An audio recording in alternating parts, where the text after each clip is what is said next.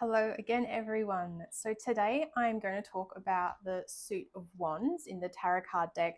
And just if you didn't see the first video, I am correlating the cards with their astrological correspondences and then looking at what that astrological correspondence, how that translates into medical astrology. So I am looking at these health related meanings behind the tarot cards. So we are starting with the swords. Now, before I get into it, the swords, they're intellect and thoughts, and they're represented by wind. A lot of the cards in the sword suit are more about a mental state rather than a physical ailment. So some of them I found quite difficult to interpret, um, or rather, their medical astrology correspondence isn't visually very obvious in the card, whereas like the wands that I just did, sometimes it was really obvious what they were trying to show you on a physical health basis. So the wind element, the air element that the swords are associated with, sort of translates into the nervous system, the respiratory system, and tends to have like a spasmodic quality to it. So before I go through it, I just preface you with that. So yeah, let's get started. Got the ace. I understand this as mental clarity. What I see here is actually like a spinal cord. So the nerves that go up into the brain, because we've got the crown up there.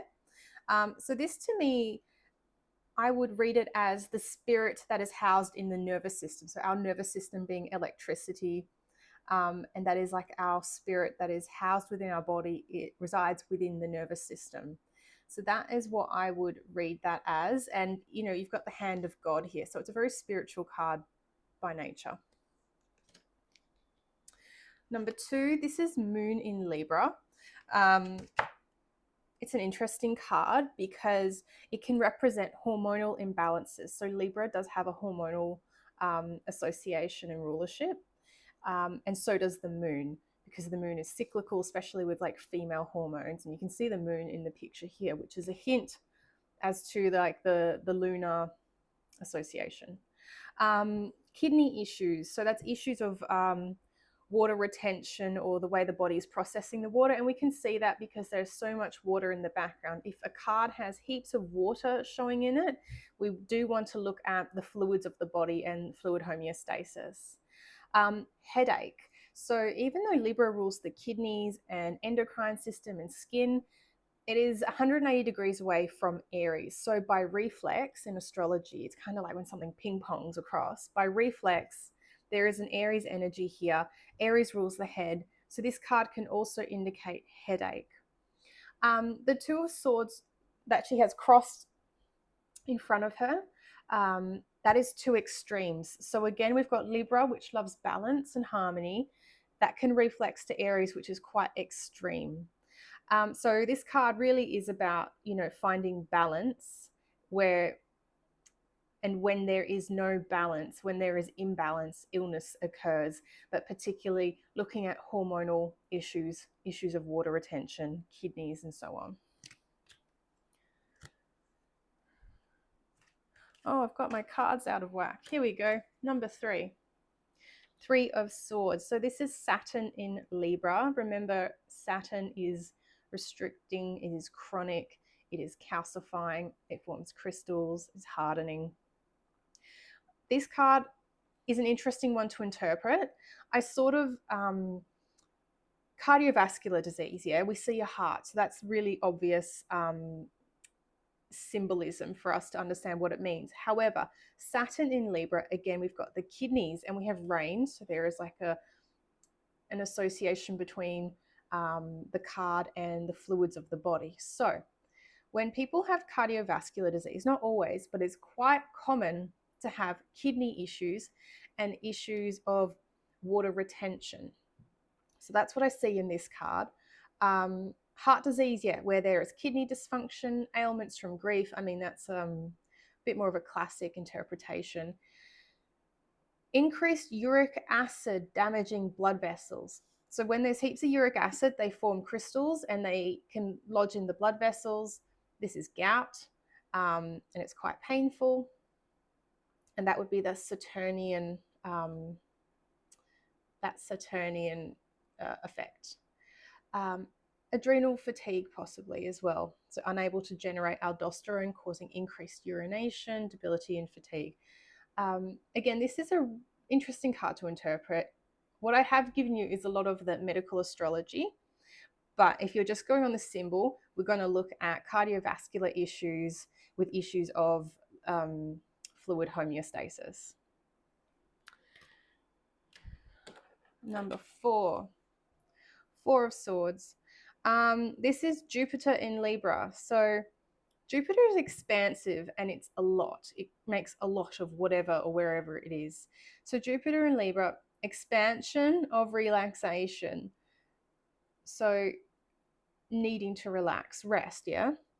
Also can be hospitalization, nervous collapse, especially again when that Libra energy reflexes back to Aries, who overdoes things.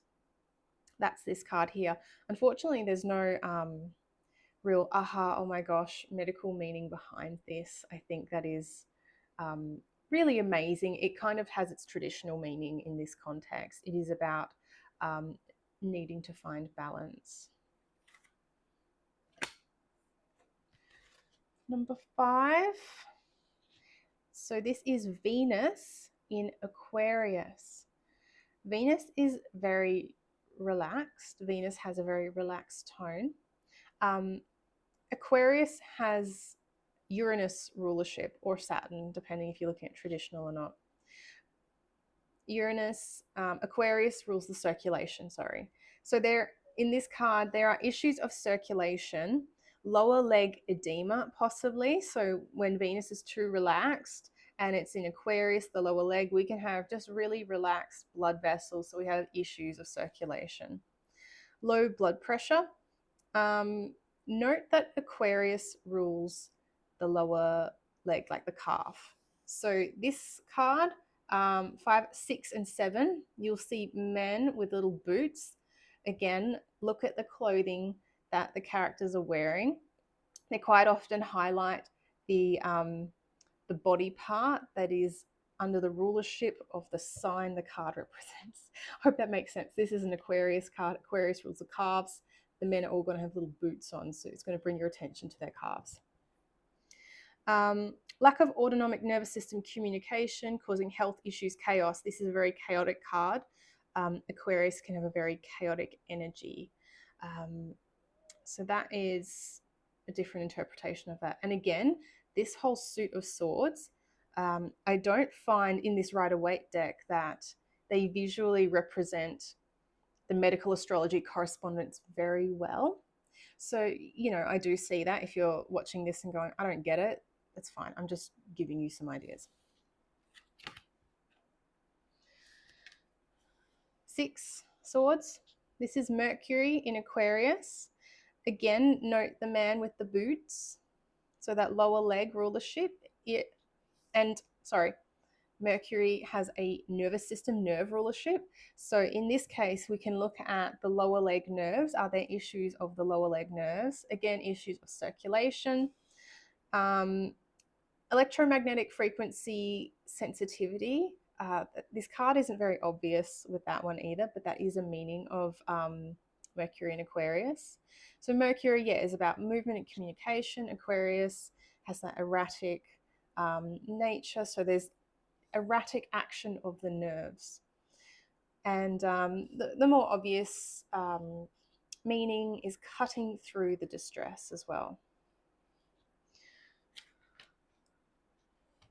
7, so this is Moon in Aquarius, our last Aquarius card. Again, the boots, the lower leg, the calves, the Aquarian rulership of the calves.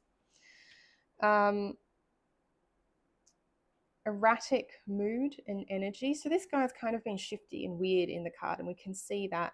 And that sort of reflects that Aquarian unusual, rebellious nature.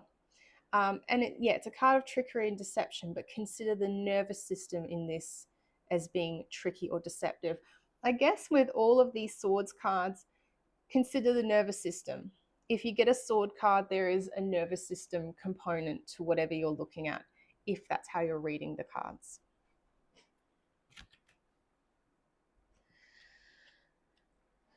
Jupiter in Gemini. So Jupiter again is expansive and just a lot in Gemini, which rules the respiratory and the nerves and the hands and the arms. Migraine, straight away.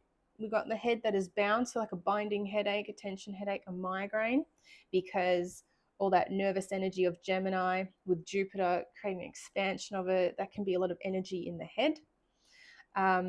Lung issues, so again, she's bound around the torso as well, so any sort of restrictive issue or issue of that area. So yeah, we're looking again at the areas that are highlighted on the person, either by clothing or binding, whatever it is. This can mean chronic lung issues, congestion of the lung. This is kind of watery and damp down here. And because Gemini has that lung rulership, we're going to look at that and think, well, it could be a dampness in the lungs. Anxiety, not being able to see things clearly, feeling stuck. Again, that's more of a psychological interpretation, but it's very valid. Next one. 9. This is Mars in Gemini. So Mars is a very inflammatory, hot, activating planet in Gemini. Again, the respiratory, the arms, the nerves, the nervous system, the way we think. This can mean, so literally Mars, inflammation, Gemini, respiratory tract, inflammation of the lungs. But I look at this and I think nighttime asthma. It's quite common for people who have asthma to suffer at night more with it. Nighttime asthma, nervous tension, of course, because of that excessive Mars energy in Gemini, causing the nervous system to be like really activated. Insomnia, of course. Pain in the nerves of the hands and the arms, because the hands and arms are quite prominent in this card. Pay attention to that.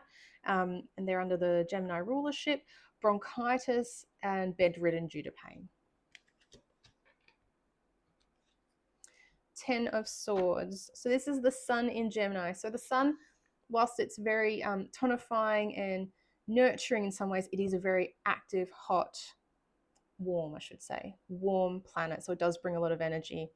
So this card can mean nervous burnout, like your nerves are absolutely fried from overactivity. Nerve-related back pain, because we have the swords all down the spine. So this is sun in Gemini. The sun is the ruler of Leo. Leo rules the spine, so that's that logic. Note the hand as well, because we're still in Gemini, and Gemini does have hand rulership. This could indicate carpal tunnel or some sort of nerve issue or issue of the hand. Page of Swords. I look at this card overall as quite a positive card. It is a card of Gemini, so it's about that mental acuity, that clarity, thinking fast. Overall, good omen, just a warning not to overdo things and not to spread yourself too thin. So again, another card with more of a mental, psychological, intellectual meaning. The Knight, however, Page might not have been Gemini. This guy might be Gemini. Anyway, quick nervous system, careful not to fry it, may need to ground with earth energy. There's very little earth energy, there's very little green in this card to avoid burnout. So that's the real basic meaning of that. There's a lot of air, intellect, energy, and that's all good until you fry yourself. So a warning to chill out and to bring in some earth energy.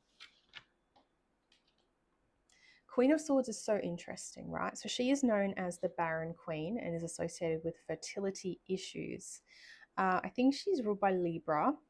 So this card can actually indicate fertility issues, but also hormonal disruptions, menstrual issues, potentially like hypothalamic amenorrhea.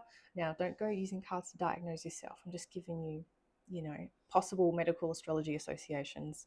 Disconnect from the body and anger affecting health. So if you look at her, it's clear skies up in her head. So she thinks very clearly. But with the clouds, that dark gray murkiness, there's a disconnect between her thoughts and her body. So that can have an association with the fertility issues because she's not embodying herself very well. There's also the red at the bottom, sort of symbolic of blood. So there is that menstrual issue or issues with retaining a pregnancy, if that makes sense. Just because you get her doesn't mean that's what's happening to you either, though. So just, food for thought. Last one, the King of Swords. He's an Aquarian. Now the way I look at this card, he's the one card who faces you head on, so he's very direct, and his face is sharp, but his clothing is very loose and flowy and lax. So this to me suggests, again, an issue around circulation, around the autonomic nervous system. There's also a lot of blood. Well, it's red water. I don't know. Possibly blood at the bottom. Again, indicating issues around circulation, maybe even like anemias, especially with that cold blue color. That does make me think more of an anemic presentation, but with a very acute mental capacity. And again, would benefit from earthy grounding element, whether that's nature or eating red meat or whatever it is. Anyway, that's me quickly going through the sword suit. I hope you found it interesting. It's a really weird suit, actually. I find linking the card to the health correspondence is quite difficult. So, yeah, look, I hope you got something out of it. And I'll be back soon and I'll go through the pentacles next. Okay, bye guys.